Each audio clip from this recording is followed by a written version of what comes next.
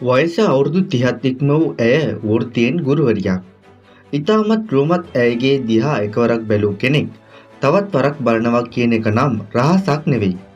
රෝමත් බව වගේම සරාගී බව පවා අඩුවක් නැති ඇය බැලුවම කොයිතරම් සුන්දර වුණත් මේ කියන්න යන්නේ ඇත්තටම ඇඟ කිලිපොලා යන කතාවක්. මේ සිද්ධිය නිසාම ඇය දැන් නීතිය ඉදිරියේදී කෙසේ වෙතත් සමාජය ඉදිරියේදී නම් වැරදිකාරියක්. ඒ මෙම ගුරුවරිය ඇගේ ශිෂ්‍යයෙකු සමග ඇති කරගත් සබඳතාවක් නිසායි.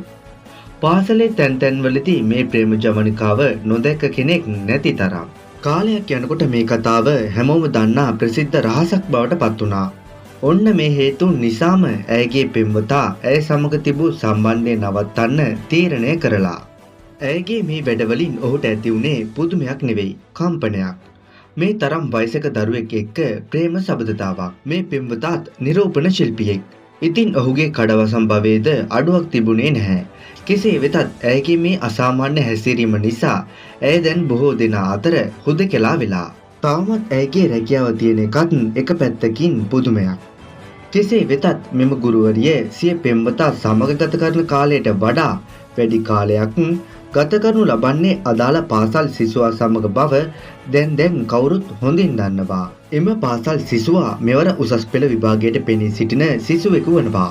ඔහුද සිය අධ්‍යයන කටයුතු පසෙක දමා මෙම ගුරුවරිය සමග පෙම් ලීලාවේ යෙදෙන බවයි කවුරුත් කියන්නේ.